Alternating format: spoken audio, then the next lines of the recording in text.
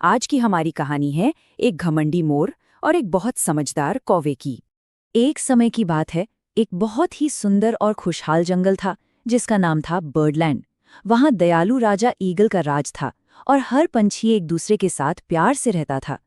सबकी अपनी एक खास जगह थी और उसी जंगल में रहता था एक मोर। अरे इतना सुंदर मोर कि क्या बताएं। उसके पंख तो जैसे इंद्रधनुष के सारे रंगों से बने थे और ऐसे चमकते थे मानो उन पर हजारों छोटे छोटे हीरे जड़ दिए हों। जब भी वो मोर अपने पंखों को देखता ना तो बड़े गर्व से सोचता, वाह, मेरे पंखों जैसा तो कोई है ही नहीं, मैं ही इस दुनिया का सबसे खूबसूरत पंछी हूं। उसको लगता था कि उससे अच्छा तो कोई हो ही नहीं सकता। और अपने इसी घमंड की वजह से पता है क्या हुआ? वो हमेशा अकेला रहता था।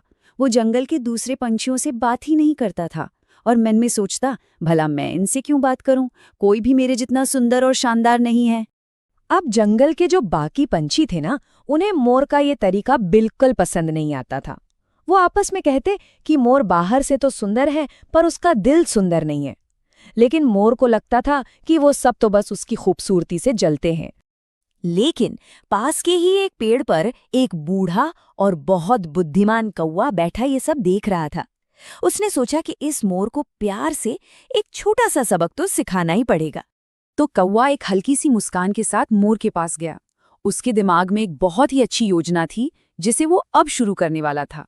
पता है कौवे ने क्या योजना बनाई? बड़ी मजेदार थी। उसने सबसे पहले तो मोर की खूब तारीफ की और फिर उसे एक ऐसा काम करने को कहा जो वो कर ही नहीं सकता था, यानी कि बादलों के भी ऊपर तक उड़ना, ताकि सभी पंछी देख सकें कि वो कितना महान है। कौवे ने मोर से बड़ी मीठी आवाज में कहा, जरा सोचो तो, जब तुम बादलों से भी ऊपर उड़ोगे और सूरज की किरणें तुम्हारे पंखों पर पड़ेंगी तो तुम कितने शानदार दिखोगे। सब मान जाएंगे कि तुम ही सबसे महान हो। अब मोर को तो ये ख्याल बहुत ही अच्छा लगा और फिर अगली सुबह जंगल के सारे पंछी झील के किनारे इकट्ठे हो गए। सब ये देखने के लिए बहुत उत्सुक थे कि मोर इतनी ऊंची उड़ान कैसे भरेगा। मोर एक ऊंचे से टीले पर चढ़ा। उसने अपने खूबसूरत पंख फैलाए और हवा में छलांग लगा दी। सब अपनी सांसें रोककर देख रहे थे। मोर ने पूरी ताकत से अपने पंख फड़फड़ाए और फड़फड़ाए, लेकिन वो उड़ ही नहीं पाया। उसके शानदार पंख इतने भारी थे कि वो उसे उठा ही नहीं सके और वो सीधा धड़ाम से जमीन पर आ गिरा। घमंडी मोर को ऐसे गिरते देखकर दूसरे पंछियों को अपनी हंसी रोकनी मुश्किल हो गई। वो धीरे धीरे आपस में कहने लगे, देखा, अपने ऊपर कितना घमंड करता था। ठीक उसी समय राजा ईगल वहां पहुंच गए। उन्होंने देखा कि इतना शोर शराबा क्यों हो रहा है। मोर को अब बहुत शर्मा रही थी। उसने अपना सिर नीचे झुका लिया और सभी पंछियों से अपने बुरे बर्ताव के लिए धीरे से माफी मांगी। अब उसे अपनी गलती समझ आ गई थी। राजा ईगल ने बड़े प्यार से अपना एक पंख मोर के कंधे पर रखा और बहुत ही शांत आवाज में समझाया, सच्ची सुंदरता तुम्हारे खूबसूरत पंखों से नहीं, बल्कि एक दयालु दिल और मीठी बोली से आती है। राजा की ये बात मोर के दिल को छू गई और उसने उसी पल फैसला कर लिया कि अब वो खुद को बदल देगा।